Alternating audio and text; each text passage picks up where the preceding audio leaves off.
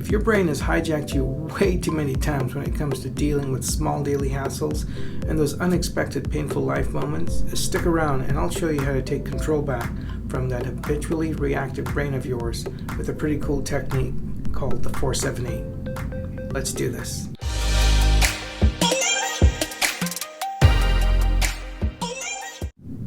Hey, Dr. Les here with Mindfulness Channel, a channel focused on brain science, mindfulness, and acceptance and commitment therapy to provide you information and skills to help transform your mind to transform your life so you can be the best you. Today we'll cover 1, why does the brain hijack us? And 2, the mechanisms involved in this brain hijacking. And 3, what can we do to take control back? And how to use this 478 technique. By the way, hang around until the end and I'll show you how I use the 478. It's your pro tip of the day. So brain science has shown us that when you're reacting to your stressful moments, the front part of the brain called the frontal lobe literally goes offline. Now this is much like the Wi-Fi at home that shuts down when you really need it. When that happens, the most primitive parts of our brain take over. Now, these brain parts are also referred to as the emotional brain and the animal brain.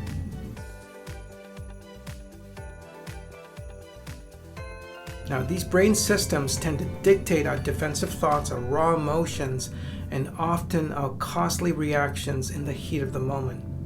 Also, if you have chronic pain or a chronic medical condition, you might notice that during these stressful moments and life events, you might notice an increase in neck pain, back pain, migraines, headaches, and or if you have an autoimmune condition, these brain systems can really wreak havoc by creating heightened physical symptoms, and some of my patients literally shut you down with a severe flare-up. Now, isn't it amazing that your emotions, especially the unexpressed emotions, the ones of the past or the current ones, can actually create physical pain in your body? Now, brain studies confirm this so. Now, while our brains are really helpful at keeping us alive during great danger, the brain can sometimes be a little bit too overreactive and disproportionate in a way that does not match our reality. It's because the brain is trying to use information from your biography, which basically means your past experiences. That's experiences from childhood to young adulthood to adulthood to several days ago, several weeks ago, hours ago. Your brain takes in all this information, makes an assessment. Even though the current problem is today, it makes a current assessment based on past, current judgments, and its future survival.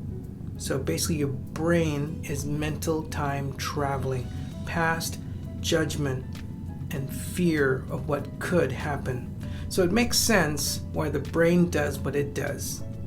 Bottom line, it's simply trying to protect us. However, let's make it clear, it's sometimes a little bit too helpful, right? So what is the 478 technique? The 478 technique is a style of breathing that helps us calm our stress response system. That's the primitive parts of our brain. So here's how it works. Ready? Just hear the instructions. You're going to breathe in through your nose for a count of 4, then gently hold your breath for a count of 7, and then out through your mouth for a count of 8. As you breathe in, make a soft mental note of in, 2, 3, 4, then gently holding your breath saying hold 6, 5, 4, 3, 2, 1, and then out through your mouth saying out 7, 6, 5, 4, 3, 2, 1.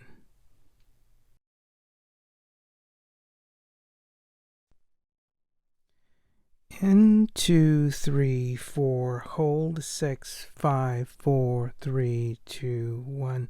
Out 7, 6, 5, 4, 3, 2, 1. In, 2, 3, 4, hold 6, 5, 4, 3, 2, 1. Out 7, 6, 5, 4, 3, 2, 1.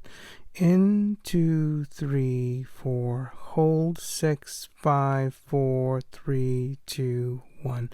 Out 7, 6, 5, 4, 3, 2, 1.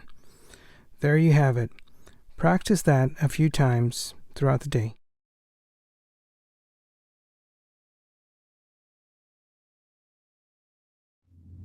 Why practice? Well, under duress, we don't rise to a level of expectations. We actually fall to a level of skills. So you can do this with someone on the phone or in front of you. It's often best to practice when you're not in an emotional storm, right? So we don't teach navigation during an emotional storm. It's the worst thing. Here's a pro tip. I want you to find someone and teach this technique to. Teach them. It's a way of teaching yourself back. So the more you practice it, the more you teach it to others, the better your brain gets at learning a new healthy way of coping, right? And most importantly, taking control back from that habitual reactive brain of ours.